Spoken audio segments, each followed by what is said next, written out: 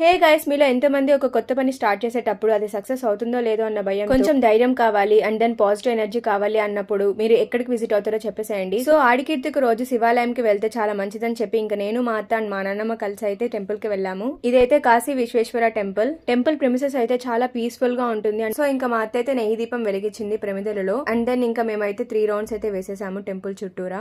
So కొంచెం late కావడంతో gates అయితే క్లోజ్ చేసేస్తున్నారు. కానీ ఆ గేట్ గ్యాప్స్ నుంచి మేమైతే శివుడిని దర్శించుకున్నాము. మీరైతే ఆడికీర్తికి రోజు ఎంతమంది దర్శించుకోలేకపోయారో వాళ్ళందరికీ కోసం ఈ క్లిప్ అయితే తీసేశాను. అండ్ దెన్ ఇంకా చాలా షాకింగ్ విషయం ఏంటంటే అక్కడైతే చాలా తేనెటీగలు అయితే ఉన్నాయి. మమ్మల్ని అయితే ఒక్కటి కూడా గుట్టలేదు. సో ఇంకా శివాలయం నుండి కొంచెం దూరం వెళ్ళగానే అక్కడే మంచినీళ్ళు ఉంటుంటుంది. దీనికైతే చాలా మంచి హిస్టారికల్ స్టోరీస్ అయితే ఉన్నాయి. సో మన ఇండియాలో ఎంత డ్రాట్ కండిషన్స్ వచ్చినా కూడా ఈ ఒక్క మంచినీళ్ళు గుంట అయితే ఇంతవరకు ఎప్పుడు కూడా ఎండిపోలేదంట. అదే చాలా షాకింగ్ విషయం.